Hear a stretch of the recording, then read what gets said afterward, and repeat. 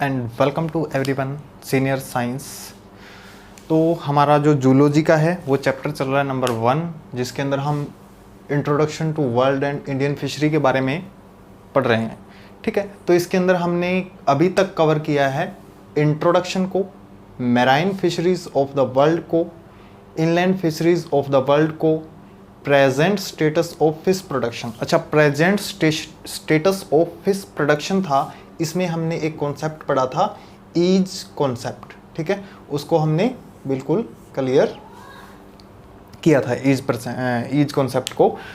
Inland capture fisheries of India, ये जो last topic था वीडियो नंबर 3, उसमें हमने डिस्कस किया था इसको। नाउ अब हमारे इस चैप्टर के 2 टॉपिक बचे हैं, inland capture fisheries of India. ठीक है, इसके बाद जो हमारे 2 टॉपिक हैं, marine capture fisheries of India, उसको डिस्कस करेंगे, एंड इंडियन ईज, उसके बारे में डिस्कस करेंगे। तो हमारा इस चैप्टर की ये लास्ट वीडियो होगी, और इसके बाद कुछ एक इम्पोर्टेंट क्वेश्चन है, उसके बारे में हम डिस्कस करेंगे इस वीडियो में। तो आइए सबसे पहले हम स्टार्ट करते हैं। तो जो हमारा लास्ट टॉपिक है, second last, marine capture fisheries of India, इसको हम डिस्कस करेंगे। वीडियो थोड़ी सी लॉन्ग होगी इस टॉपिक पे, क्योंकि इसको हम detailed line to line discuss करेंगे थोड़ा। जो मैराइन फिशरीज ऑफ इंडिया है, ठीक है, वो काफ़ी वास्ट पोटेंशियल है। ठीक है, मैराइन, क्योंकि इंडिया को जो 3 साइड है ऑफ इंडिया, कुछ ऐसा है इंडिया। ठीक है, यहाँ पे आ जाता है बे ऑफ बंगाल, ठीक है, लोअर, और यहाँ पे श्रीलंका। इस साइड में गुजरात से लेकर बे ऑफ बंगाल तक जो इंडिया की कोस्टल लाइन है वो बहुत ज़्यादा लॉन्ग है। ठीक है, बहुत ज़्यादा लॉन्ग है कोस्टल लाइन। तो 2/3 पार्ट जो इंडिया का 2/3 पार्ट है वो किससे घिरा हुआ है? बिल्कुल वाटर से।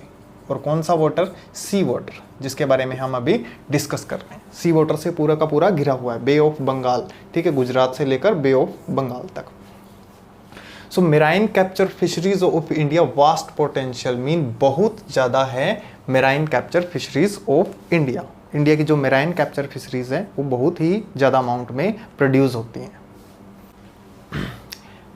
ऐसा हमें क्यों देखने को मिलता है? क्योंकि यहाँ पे नंबर ऑफ बेज,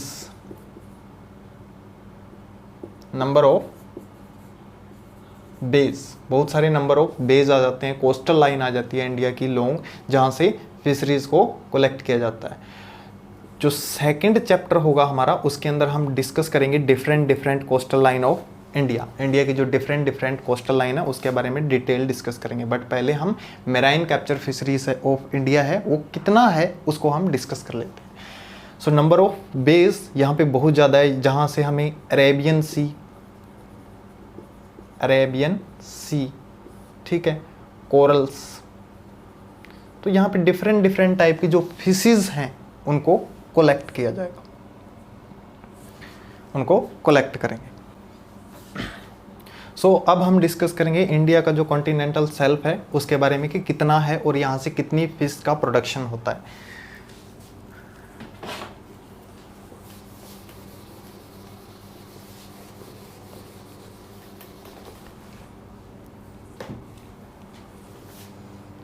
यहाँ से अगर हम इंडिया को देखें तो इस तरफ जो ये सी है, सारा का सारा ये सी एरिया है इंडिया का, ओशियन बोल देते हैं जिसको। ठीक है, यहाँ से लेकर यहाँ तक 11 to 16 किलोमीटर तक इंडिया जो है फिश कैप्चर कर सकती है। ठीक है, वो हम आगे डिस्कस करेंगे ईज कॉन्सेप्ट के अंदर। सो यहाँ से लेकर यहाँ तक 16 किलोमीटर तक इंडिया क्या कर सकती है? According to EEZ concept 11 to 16 kilometre fish can be captured by India. और जो यहाँ से देखें हम, यहाँ से लेकर यहाँ तक का एरिया है वो हो जाएगा हमारा 5650 किलोमीटर। ठीक है, अगर टोटल एरिया की बात करें, जो इंडिया का कॉन्टिनेंटल शेल्फ एरिया है वो कितना हो जाएगा? 2.59000 किलोमीटर स्क्वायर। ठीक है, इतना एरिया जो इंडियन कॉन्टिनेंटल शेल्फ के अंडर आता है, तो यहाँ से जो vast amount of fishes produce की जाएंगी, vast amount of fishes, Malabar sea है जैसे, ठीक है, vast amount of fishes can be collected from hair.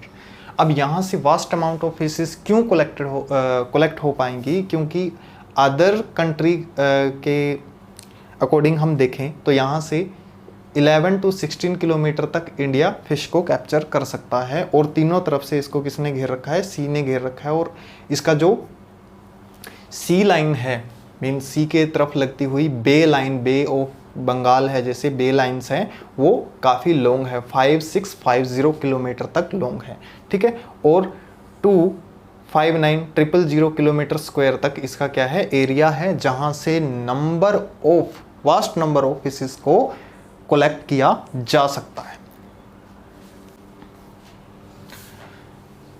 सो हमने यहाँ पे कोस्टल लाइन की बात की। अब कोस्टल लाइन के अंदर अगर हम देखें, इंडिया का आ जाएगा east coast and west coast.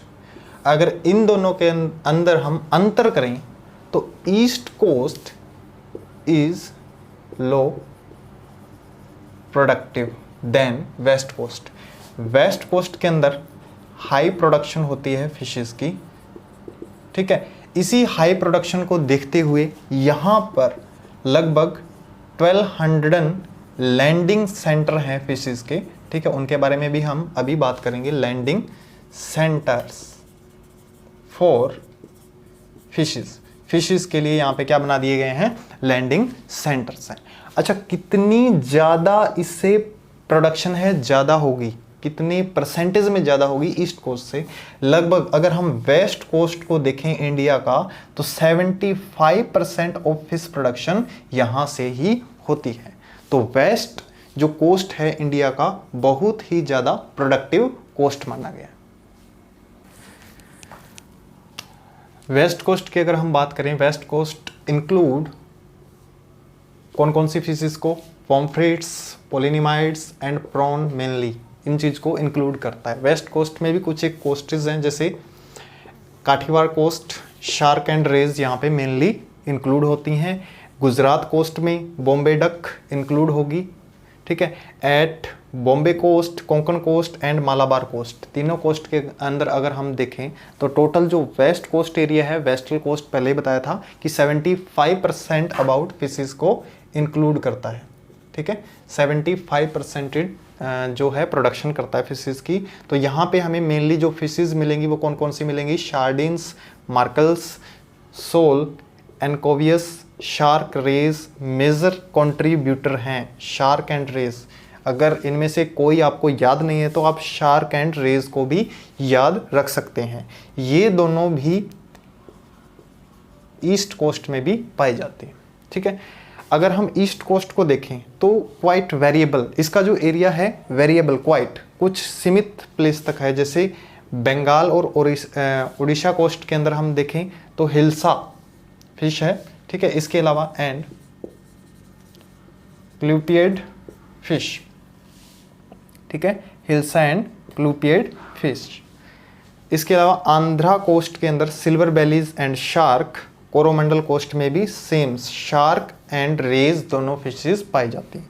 तो टोटल जो मेन प्रोडक्शन है वो किसका रहेगा, हमारा वेस्ट कोस्ट का ही इंक्लूड करेंगे, क्योंकि ये सबसे ज़्यादा प्रोड्यूस करता है फिशेस को, किसके मुकाबले में, ईस्ट कोस्ट के मुकाबले में, ठीक है।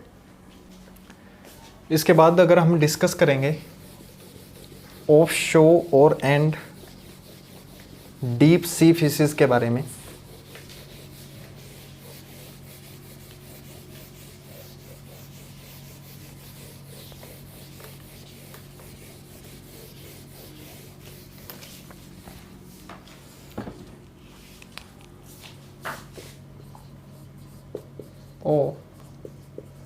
शोर एंड डीप सी, ये फिशिंग स्टार्टिंग हुई 1946 में, ठीक है, कहाँ कहाँ, यूएसए, जापान, अमेरिका एंड इसके अलावा इंडिया में। ठीक है, ये स्टार्टिंग फिशिंग, जब ये फिशिंग स्टार्ट हुई इन 1946 में, तो इसमें हेल्प की ज़रूरत पड़ी, किस चीज़ की, नेट की। ठीक है, जो फिशिंग नेट होता है उस चीज़ की हेल्प पड़ी। ठीक है, फिशिंग नेट, इंटरनेट वाला नेट नहीं है भाई, ये फिशिंग नेट। ठीक है, फिशिंग नेट पूरा लिख देता हूँ इसको मैं, फिशिंग नेट की जरूरत पड़ी। इसके अलावा अगर हम डीप सी के अंदर जाके फिशेस को कैच करेंगे, डीप सी, ठीक है, उससे हमारी प्रोडक्शन तो इंक्रीज होगी ही होगी। इसके अलावा जो हमें इंस्ट्रूमेंट चाहिए, बहुत सारे चाहिए, तो एक मदर शिप, इसकी भी जरूरत पड़ी। ठीक है, जो फिशेस के लिए नेट्स एंड गियर होते हैं उनकी हमें ज़रूरत पड़ी। कौन कौन से नेट्स एंड गियर थे, जैसे फिशिंग नेट हो गया, और गियर्स में कौन कौन से आ जाते हैं, जैसे कांटा फिश को पकड़ने के लिए होता है। ठीक है, उसकी ज़रूरत पड़ी। और एक शिप, मदर शिप थी, जिसके अंदर हम बहुत सारी फिश को कलेक्ट करके रख सकते हैं, उसकी भी ज़रूरत पड़ी। तो इसके लिए जो गवर्नमेंट ऑफ इंडिया थी उसने ऑफ शो और एंड डीप सी फिशेस को क्या कर दिया, इंक्रीज करना स्टार्ट किया। इसके लिए उन्होंने क्या किया, जगह जगह कुछ एक स्टेशन खोल दिए, स्टेशन फॉर फिशिंग। फिशिंग के लिए क्या किया उन्होंने, कुछ एक स्टेशन खोल दिए, अलग अलग फिशिंग स्टेशन जिनको नाम दिया गया। तो कुछ एक फिशिंग स्टेशन है, जैसे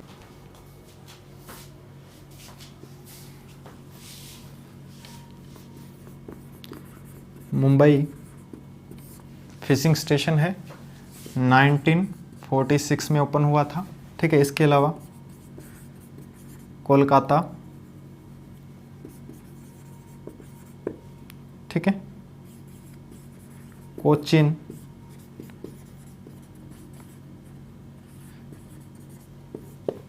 तूतीकोरन, और इसके अलावा एक और है विजाग। ठीक है, ये कुछ एक फिशिंग स्टेशन थे ऑफशोर फिशेस को कलेक्ट करने के लिए, जो गवर्नमेंट ने ओपन किए, ताकि ऑफशोर फिशेस को ज़्यादा से ज़्यादा कलेक्ट किया जा सके with the help of net. ठीक है, नेट की हेल्प से। और इसमें एक चीज़ की और ज़रूरत पड़ती थी, जिसको हम बोलते हैं मदर शिप।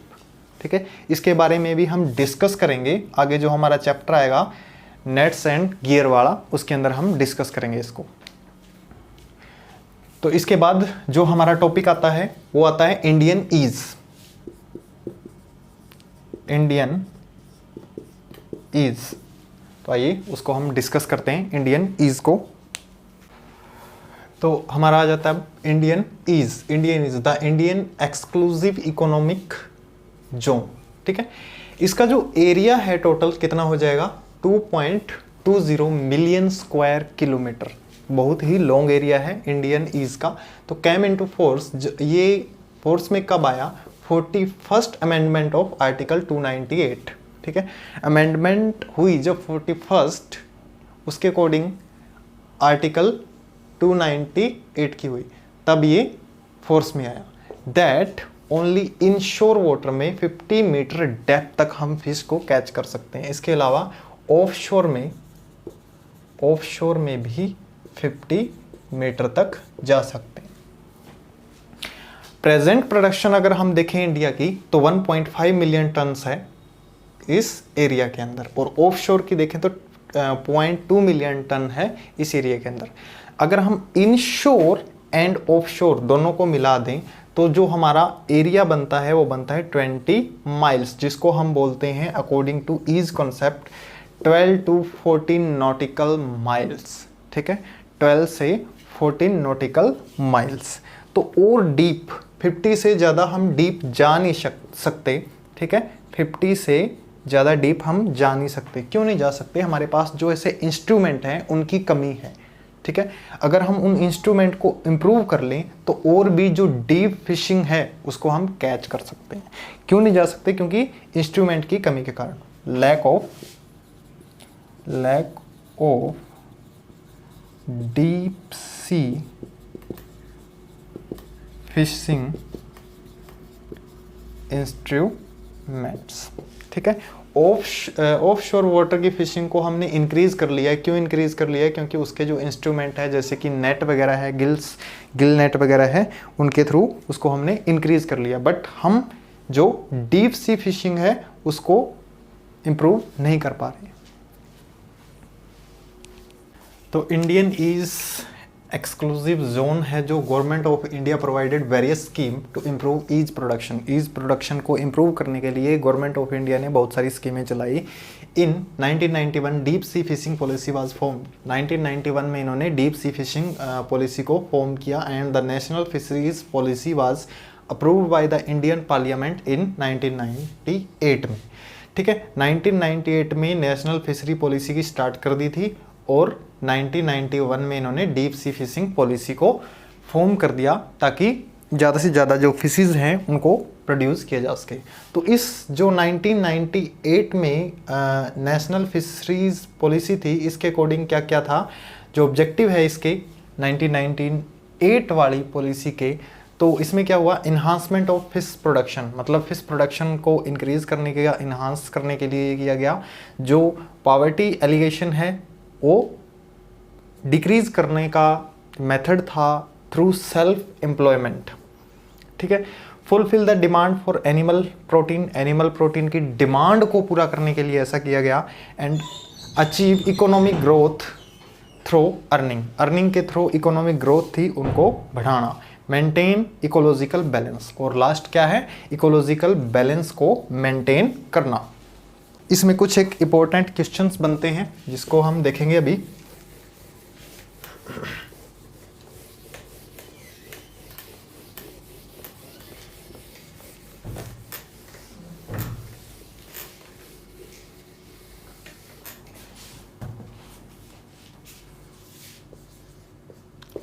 क्वेश्चन सबसे पहले तो यही आ जाता है, व्हाट इज, जिसको हम बहुत ही अच्छे तरीके से डिफाइन कर चुके हैं। इस जो प्रीवियस वीडियो थी, जो हमारी सेकंड वीडियो थी, उसके अंदर हम इज को अच्छी तरीके से डिफाइन कर चुके हैं। तो क्वेश्चन इस तरीके से भी आ सकता है, name any 3 fishes of captured from sea में से कैप्चर की जाने वाली किन्हीं 3 फिशेस के नाम लिखो। इस तरीके से भी क्वेश्चन आ सकता है। कुछ एक 1 2 3 4 6 नंबर के जो क्वेश्चन बनते हैं कुछ इस तरीके से बनते हैं। ठीक है, इसके अलावा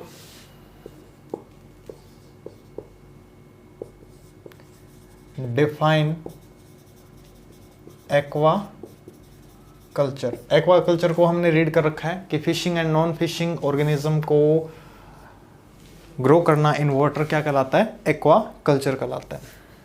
ठीक है,